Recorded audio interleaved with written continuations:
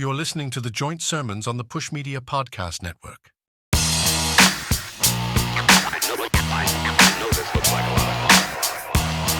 Hey, let's go, man. So what's good with you, man? What's been going on?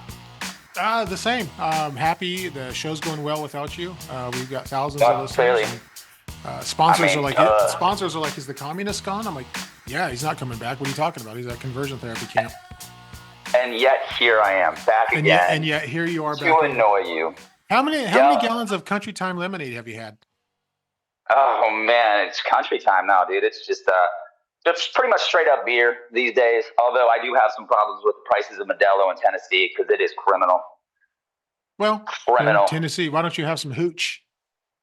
You know what's funny is I actually do have some moonshine in the beer fridge in the garage. Sir, I am living the dream. I'm drinking beers sitting in a lawn chair in my garage. You just sound jealous. Well, I sit in my garage and listen to music and just stare at people when they walk by. Well, I don't judge them. I don't judge them, but I do. Do you ever do that? You just sit there and you're like, yeah, I was gonna say. And you're like, wow, you're fat. Oh my God. And then the other walks by like, oh my, you're gorgeous.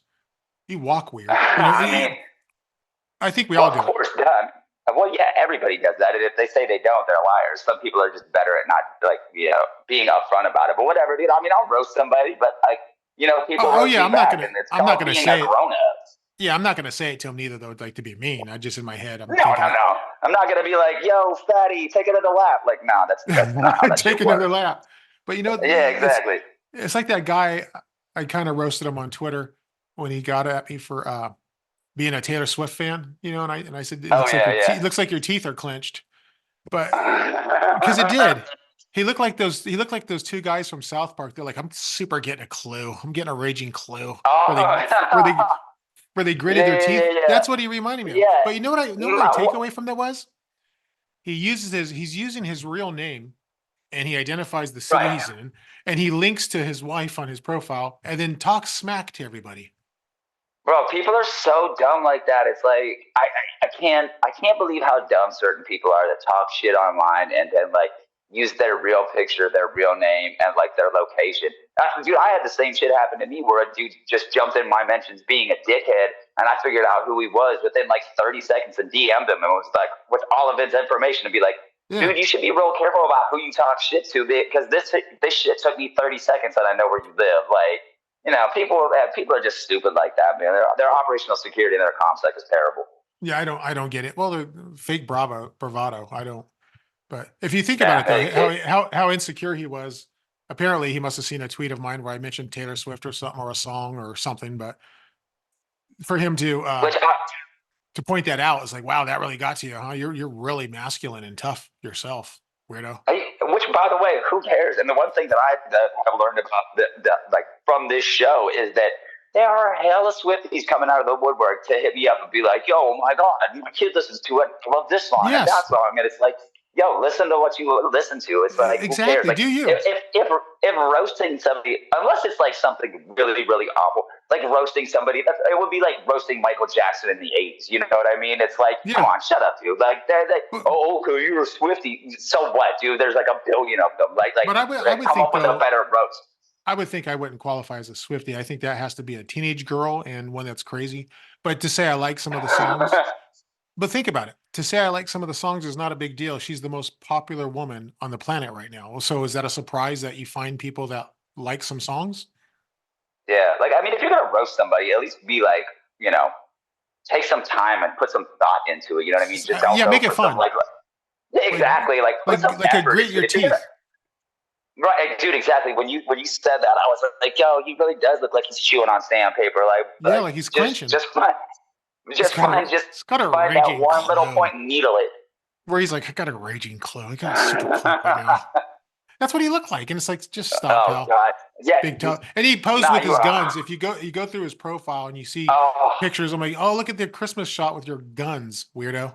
Like, just God. Oh God, and that's another thing. That's like, hey, why don't you just come rob me because you know I have guns? Because anybody that posts pictures of themselves with their guns and their locations, even if they pull it out, they're not going to use it. Like, get the fuck out of here. those people have never aimed a gun at anyone or had a gun aimed at them, and I'm glad that's never happened Right. to them. But they clearly have never had that happen, and they don't respect the fact of what it is. I always say, like I know how to shoot. And I tell people like that is not a gun, it is a weapon. You refer to it as a Right. weapon. You secure your weapon. Exactly.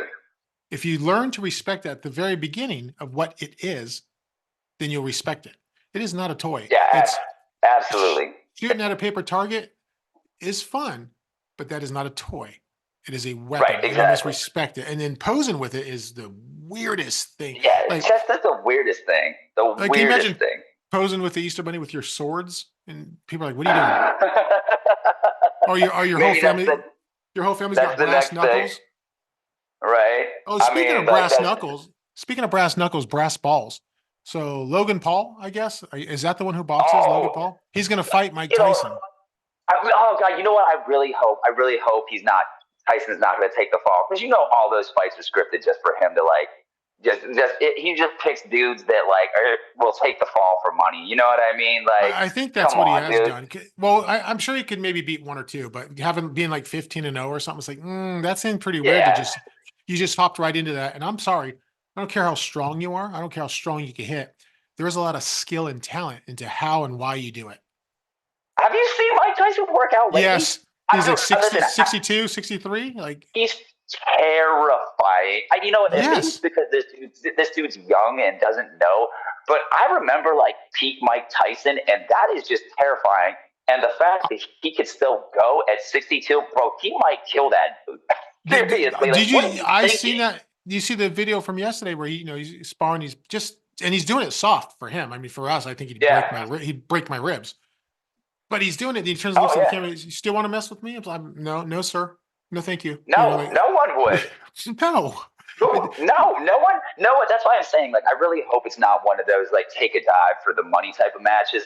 Because, like, one, it's Mike Tyson. Like, is there a better fighter? Has there ever been a better fighter? Oh, is it really? Oh, all right, well, then maybe it won't be a take a dive type of fight. Yeah, because there's apparently no purse involved, if that's true. There's apparently no purse involved, so we'll see. Oh. I mean, I remember a friend who was really big into kung fu movies and like Bruce Lee, and he's like, "Would you fight Bruce Lee for $1 million? You have to fight him for 3 minutes in a round, on a mat." I'm like, am I allowed to curl up in a ball and just like try? Like, I mean, am I allowed to run? Like, I don't know. It's the same. Yes. I'm not fighting Bruce Lee. I'll watch my mouth. I'm not speaking out of line in front of that guy. Exactly. I mean, and I don't know how gassed up somebody's got to be to say, I want to fight Mike Tyson. Like, what? No. I mean, it's so irrational. That's why I have such a hard time believing it, because even at 62, if like, there's no way. I'm sorry. No, I grew up absolutely not. watching peak Mike Tyson. You know what? If I stepped on his shoe, I would be like, Mr. Tyson, I am very sorry. Let me clean that off for you, and I would be on my way. Here's a new pair. Yeah, and exactly. I would buy you a new pair of shoes. Like, that's insane. The difference is we remember the 32-second knockout Mike Tyson. I'm good with that. Oh God! And you Logan Paul's father. He told his father he was fighting Mike Tyson. Logan Paul's father apparently is a massive Tyson fan. He's like, what? He's like, what? Really? What? Like, you could tell he's like, holy crap. He's like, I'm gonna be so scared. Like, yeah. Yeah. Bro's gonna end up like Mitch Green. You know what I mean? Shout out to Redman for that bar. Yeah. That was always one of the most clever bars that Redman had. He said, Mitch Green him. It's like, whoa. First of all, shout out to Redman for many things. Many things. That dude is so consistent and dope. That dude is so down to earth. Reggie Noble is the dopest, dude. I love that dude. Down to earth. He's normal. Lives normal. Acts normal. Him and Method Man are all big on fitness and everything. Which, by the way, I'm still closing my rings. I know you haven't activated your watch yet, but I am closing my rings on my Apple Watch. But those guys, it's like, their personalities changed. I think, it's not like I was hanging out with them, but I'm saying their personalities changed when they got all into fitness and eating healthy. They just were happier dudes. Yeah. Music was being fun. It's amazing and what Redman is like a certified skydiver now too. That's what he does for fun. Like in like solo jumps, like not just like with somebody else. Like that fool, like be jumping. He just decided like, I'm gonna be a skydiver. Like he's living his best life. And he's still got bars like that. You'll see that dude jump into like 2-minute, 3-minute freestyles over random beats and just body them like effortlessly. Like, it's just like off the top. You know that, I mean, maybe some of it's written, but like you could just tell when he gets in the pocket, like it's a rap, dude. Like it's a rap. Still to this day, I'll put him in the ring with anybody when it comes to bar for bar. I think the only person that may actually freestyle 100% is KRS-One. Most other rappers, maybe it's like, well, yeah, I was gonna say Super Nat or like somebody like that. But most other rappers are probably borrowing from unused lines here and there, but they're still, like, I believe Redman's still freestyling most of it. But he could, because if he's going for it and he's got like 4 bars in and he goes, oh, this line that I wrote 6 weeks ago fits, he's going to throw it in. No one's right. Why wouldn't he? I'm not knocking that. I'm not knocking that. Right. But, I seen KRS-One at the radio station way back in the day, where he had the freestyle and you could tell it was real because he sat there and tore the guy's outfit apart right in front of him. and it was clever. And I'll tell you off air who he freestyled against because the guy challenged him. But I was like, that's cool. It was just so cool. It was like you were the skill set, you're impressed with it. And then he was good with it. It was part of hip hop. He was like, yeah, okay, cool. Gave him pounds and they were whatever. You know what I mean? But I'm like, but that's kind of like going up to Mike Tyson. I'm like, you're walking up to KRS-One you better come with it. You better be. Like, I mean, you have to be so arrogant and so conceited to think that like you could just like step up to somebody like that with like I mean, like video of old Tyson fights exist. Like you don't think he can still like, even if he can't punch as hard as he could in like the 80s and the 90s, bro, it's gonna end up looking like, what is it, like Rocky 2, where dude's screaming from he's still punching harder. He's still punching harder than any of us can right now. I can't remember which WrestleMania was. He was like in a gimmick with Degeneration X, and he like broke a dude's nose accidentally, and it was like a pulled punch. You know what I mean? Like it was like, that's an accident, and he broke your nose. Like, and I mean, everybody could do that, but like that's Mike Tyson. Like, are you sure you want to do that? Because like that sounds like you're insane. Like I mean, like Logan Paul legit might just get brain damage if he hits him hard enough. Absolutely. Now I know you got to go in a few minutes. I see the clock here ticking, but I wanted to follow up on something with you. Did you see the comment by Dr. Dre that said Eminem to Dre's, again, everybody has their own, opinion. Get over it. Sure. But Dr. Dre said Eminem is the best MC. No one can rap better than Eminem. End of story. End of story. I mean, I saw it in, Drink Champs and Joe Budden, and oh man, there's going to be so much content for people to like go off about. Well, Joe Budden's probably going to insert himself and say he's better than Eminem. Oh, absolutely. I mean, yeah, I did see that, and I mean, Dre's entitled to his opinion. Like, I mean, Eminem of course, definitely rap his ass off. There's no question about that. And like, that was my point. Is people don't have to agree with that clearly because we all like different things. But I think what people who are calling them hip hop heads and they're saying themselves, they're claiming to be hip hop heads, and they're like, oh, he's whack. No, he's not whack. I don't like his current, I don't like his current style. Right. But he will body you. Oh, absolutely. Well, I mean, it's like make him angry. Even Rakim co-signed him. Like Rakim was like, like dude is nice with it. Like when Rakim co-signs you and Dre co-signs you, and I'm not saying that, but when Rakim says, yeah, you're good, like who cares? Yeah. Like if Outkast. There's a video when Outkast was opening up for him on tour. There's a video of him going to the stage, the backstage area, and meeting him. And Andre's like, yo, you bad, man. You bad. Oh my God, you bad. Like he was geeking out. He was just well, I mean, real recognize is real. You know what I mean? Of like course. if you don't like him, you could say that, but you can't take away from the fact that he's skilled at what he does. It's like you might not like an architect because you don't like the buildings that he designed, but you can't take away the fact that the buildings he designs are top notch. You know what I mean? Yeah, of course. Like, but I remember Ice-T on Twitter a couple years ago. Someone asked him about Eminem, and he's like, "No, I'm cool with Eminem." Like, in fact, my song "Reckless" was the song that inspired Eminem to rap. Blah blah blah. Then Eminem popped up, was like Eminem's like cosign and all that stuff. But he's like, someone said, "Oh, would you ever battle him?" And he's like, "No. The hell would I do that for?" He was even like, "No," because first of all, that's Ice-T's not a battle rapper, and that's what I was like. I love the fact that he's like, "I'm not a battle rapper. No problem." Not instead of being cocky or being fake, he's not. Nope, not me. Next, but whatever. Yeah. Imagine being Ice-T at his age, though. Shout out to Ice-T, and still filling those crowds with rock music. 100,000 people, 75,000 people. That's insane levels. Yeah. That's insane levels. Yeah, no, I mean, he still goes for sure. Absolutely. Something I did is I listened to Eminem's first album after I saw the Drake comments and just went front to back. I haven't listened to it in years. And I'm like, yeah, it is very good. And I was trying to listen to it for his bars and his concepts and everything. I'm like, it is very good. He can Was rap. it? Were you talking like Infinite, or are we talking? No, not Infinite. Like the not first Infinite. major. Why? Why? Just double checking, you know. Yeah, no, but I'm like, it's good. He can rap. But when he started to get into that screaming thing, I'm not me. So different style. But if he slowed down, I'd probably buy his record still.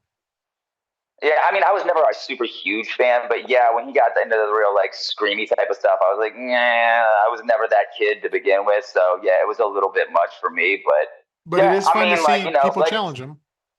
Oh yeah, I mean, and then like I said, this is content for months. I'm sure for a lot of people that are gonna feel some type of way about it. But it's like, get over it. Like, that's Dre's opinion, and if you don't like it, you don't have to agree with it or even like it. But that's what just I his think, opinion. though, so whatever. Snoop Dogg, if you remember last year or the year before, said that Eminem's not even in his top 10. I mean, whatever. I mean, but here's the thing: Snoop's also admitted to dumbing down his lyrics after Doggy Style. You know what I mean? So like, once he got on, he even admitted he's like, yeah, I don't write like I used to. So whatever. No, he got lazy. But the thing is, his hero, Dr. Dre, and I'm assuming one of his best friends, said, "Nah, it's Eminem. He's a better rapper," because he's saying he's better than Snoop. If he's saying he's the best, so either you're real about Dre's opinion and you think he's the best producer ever, or he's not. Yeah, I mean, it's and like I said, I'm sure Joe Budden will have a fit about it, and that'll be hilarious to watch because he'll probably have an aneurysm. But as far as music goes, man, I'll tell you this right before I get off is man, and I know you're excited about it too. Is that new Black Keys record? Oh man, it's gonna be a banger just from the singles that they dropped. The lead single, and I was like, the lead single, it's insane.